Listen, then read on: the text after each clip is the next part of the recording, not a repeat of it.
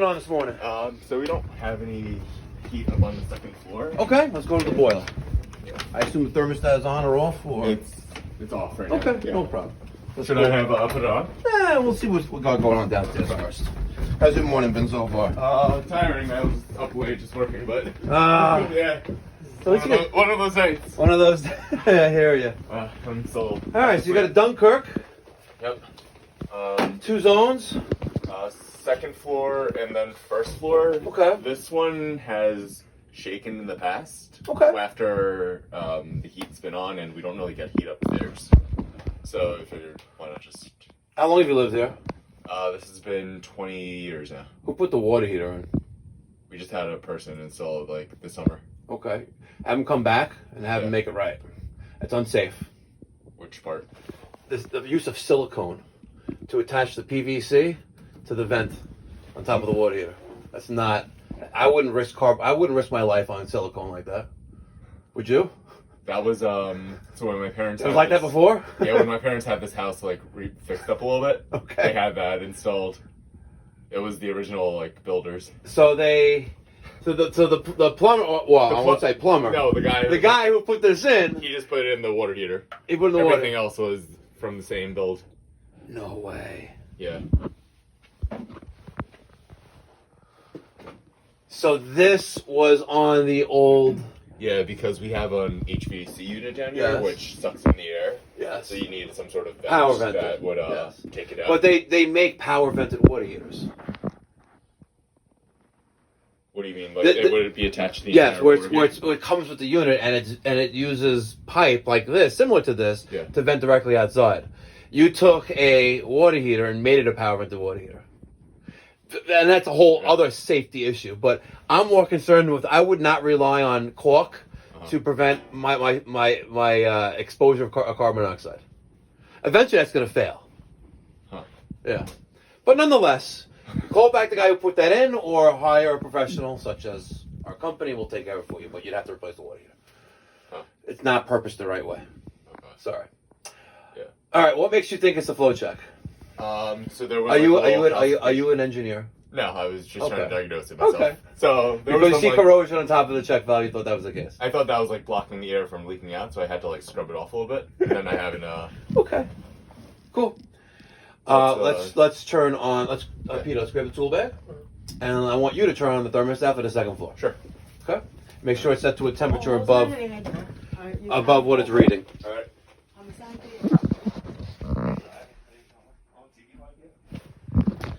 Yeah. Take a look at that. Wow. Epic. A.O. Smith. XCG 5400. We have an atmospheric venting water heater that they made power vented. Look at this. See? Full disclosure. This is the stupid stuff A.O. Smith throws on top of these things now. Actually, I stand corrected. They took the pressure switch and the regulator and all the other good stuff off of the old water heater and put it on this one. Wow. That's epic. Peter, do you understand what they did here? I've installed one power vent. They took a standard water heater like we install time and time again, and they made it a power vented water heater by taking the power vented assembly off the old water heater and the controls, keeping the gas valve, and made it a power vented water heater. Literally putting their lives in jeopardy. And it's not even secure. Crazy. All right, Peter, now that I drilled that into his head, here is first floor, second floor. I'm sorry, second floor, first floor. Here's an Argo relay box. And he turned the thermostat on. It's running. This feels hot. Feel hot? Yep. Okay. Let's find the return pipe. Here's a one return pipe. Why is there only one return? Which is hot, by the way. That's cold. What do we got here? What is that about? Something is closed. Hold on. Oh. Someone's playing a trick on me. See, so we follow that pipe across to here. This is water main. This is first floor. This is second floor. Second floor goes into there. It goes into a crawl space here. It goes up across there. You want to go upstairs and check, see if you have heat? Because it seems to be working. Yeah, sure. Oh, look, Peter. You know what that is right there? It's the cover to the front. Well, that's the cover to the bottom. Yeah. You know what that is next to it? That would have been the correct thing to put on here. Correct. That's the diverter. All right, which accommodates 3 or 4 inch exhaust pipe. You know, flute pipe, single wall. You know, galvanized steel pipe. But there it is, right there. Yeah. What did you do? I know you turned the first floor on. No, I turned the second floor on, and I just turned the first floor on. So you normally at second floor, which is the one on this side. Yes. This has I don't know if they'll it's hot. Yeah. It used to be like kind of cold in the wintertime. So I just turned on both stones. I had this one on before, so I know when we first got here, everything was off. yeah, everything was All right, so I had to go upstairs to turn the second floor on because that was the problem zone, right? Mm. And we turned it on and it was working. Did you check to see if the heat is coming out of the There's a little bit of heat. there's a little bit of heat coming out of it? Normally, like in winters past. What there have hasn't you been done differently? Did you crank up the thermostat all the way? Yeah. Went up to 69. Let's go see the thermostat. Home Depot special. When's the last time we changed the batteries in the thermostat? We had some tech come in just probably like this year to install it. There's no There's no what? there's no specific battery for it. I thought it was So hold on, you said you had a specific tech put this in? What do you it mean? was one of the like LIPA or PSEG guys. Home serve? Yeah, they had some like they did some like survey on the home to make sure it was like energy efficient. Did the heat stop working after that? No, we had AC, so this is No, the heat. That was after the winter time. It was put in the summertime. When's the last time this heating up here worked? Last winter? Yeah. Well, it hasn't really worked last winter, which is why. What do you mean it hasn't really worked last year? It's normally cold up here. Usually we have heat downstairs in the first room. How's our thermal imaging camera looking? We have 127, 130 we used to. So we have 2 transformers here. RC, R, W, Y, G. So central air conditioning and heating. And we do have 2 AAA batteries behind there. You get into a habit of changing it once a year. All right, Peter. So I kind of like gave him the riot act, but not really. He was saying the heat did not work at all last winter. It would have been a lot colder than 60 degrees. Yeah, and he's saying, oh, it's low 60s. So now we need to dig deeper. Here's our tridecator gauge, and it's, of course, missing a dial. The upper dial is PSI, so we're a little under 20, if that's correct.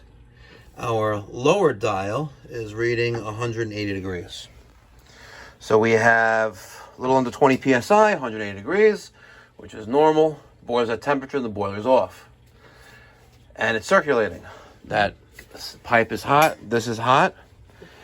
And the only thing that we could try to do is maybe purge, but we have circulation. And we use the HIK Micro B20? I think that's what it's called. B20 thermal imaging camera, and they're all putting out a nice amount of heat.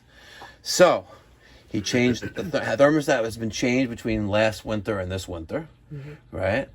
And if he's really telling the truth, the heat didn't work well. It didn't work well. Didn't work at all, that would have been a problem. Because he would have been freezing there. They would have, had frostbitten toes, extremities, right? So, we have good pressure. If we had insufficient pressure, we're not going to have enough water pressure in the system, so we're not going to have good circulation. But according to this, we do have good pressure. What we can try to do is locate the relief valve, which is there, and I'm going to add some pressure to the boiler and see, right, if the pressure changes. And it does. Okay?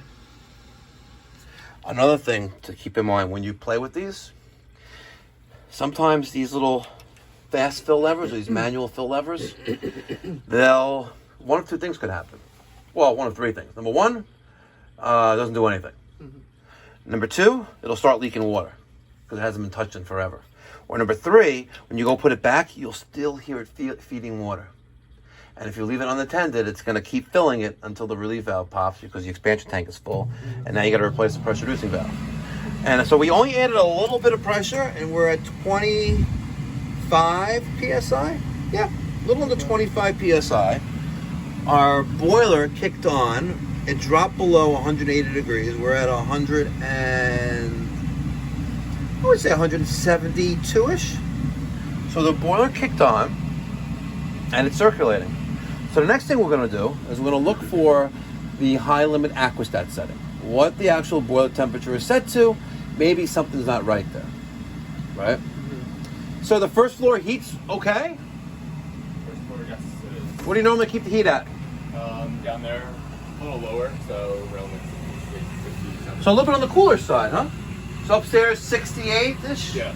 And downstairs 66? Yeah. Day and night, or you adjust it at night? In the day. At the nighttime, we keep the same at night. Okay. In the past, with the thermostat, you weren't able to change the temperature on the night setting, so it's just a blunt temperature. Understood. Okay.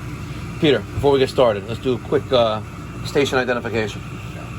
What is that thing called? That is our. You don't cheat. It's like knowing the alphabet. What's the letter A? You know what it is, right? That's the ignition module. Intermittent ignition module. What's this thing called? That's the gas fan. Okay. It's usually on the inside, right? Sometimes it's an inside, yes. Trick question. I saw that earlier. I was going to ask you. That's called an inducer assembly, Okay. or the motor that sucks the gas out. This? That is our. Pressure switch. Yeah, so it's two. Okay. Two. So what is this thing called? That is our Honeywell. There. Aquistat? Aquistat relay. Okay, we'll take the cover off. Ooh. Turns it off. We took the cover off, and the unit just happened to turn off at the same exact time. So switch. No. So we're using Ethernet wire, by the way, for thermostat wire. So we'll keep that in mind. And that's just going from the Argo box to here. This is called an Aquistat relay. Here is your aqua, or water control, temperature control. There's a relay. Here's a transformer. But this thing turns the boiler on, theoretically, right? When there's a signal from TT, right, from the thermostat, TT here, it closes XX, which then goes to TT here, which then tells the boiler to run by sending 24 volts to the gas valve circuit. The gas valve circuit also has the pressure switch wired in line with it. It may have a rollout switch or a spill switch, an automatic vent damper, maybe a low water cutoff, right? Those are all in the burner circuit, which on gas boilers is generally 24 volts. Okay? So we have 24 volts leaving here, and it's wired in series. If one goes out, they all go out, because it's safety, right? So if this motor wasn't running, you don't want the gas on, right? Just like with this stupid thing, right? So if the pressure switch is not closed because it's not sensing pressure from the inducer motor, it's going to prevent energizing of the gas valve, okay? And we need to figure out why this thing turned off when I took the cover off.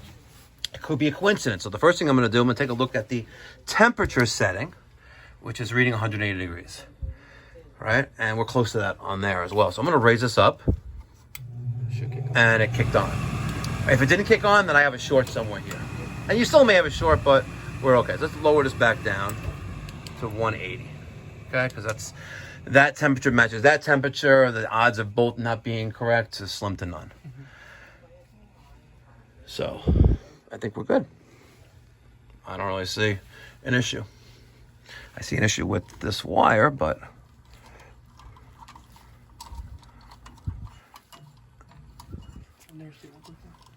well, they're using Gray wire.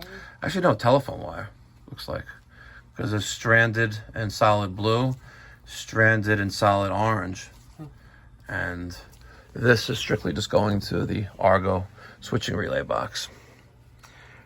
You want to go to the truck and just cut a piece of maybe like 3 feet of 2-wire? 2-wire thermostat wire? Yeah, let's replace this because I don't like that.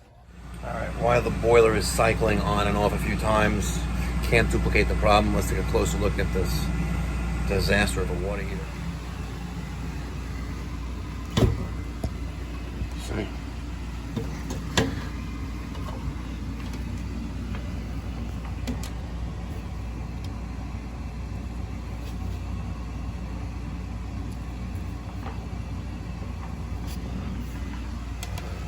Insane.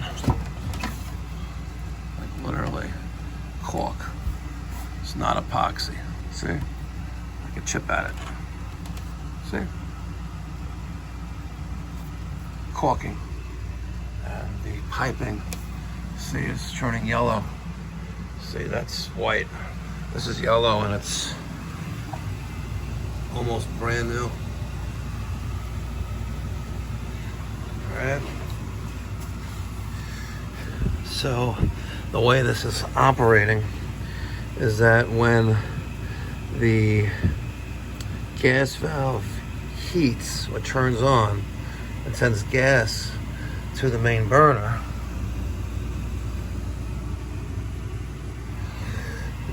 the regulator and the pressure switch senses that, turns on the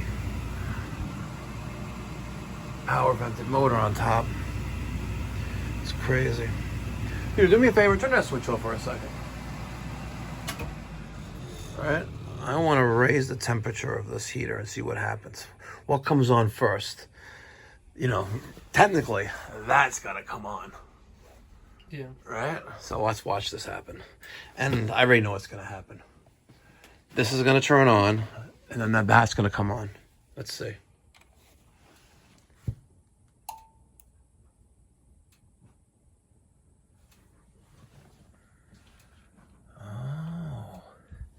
So it sends gas to the pressure switch, which is right here. The solenoid is then going to turn on the power vent. But it's not, why is it turning on? Oh. Ah, they're tied in together. Interesting. All right, let me lower this back down. Hold on. Back down there, okay? Turn that switch back on. Okay. Now, let's try that again. Okay, because the switch is on that boiler switch. I mean, the outlet is on the boiler switch. So turn this on.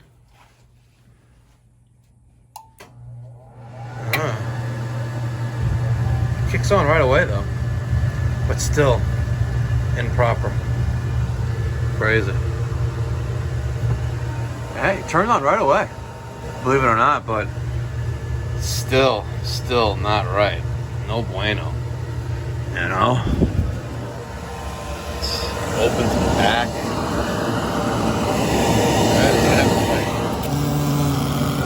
My hand over there. Well, let's try something here.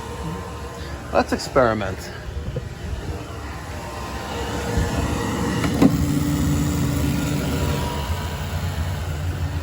We're gonna try to make the thing blow up.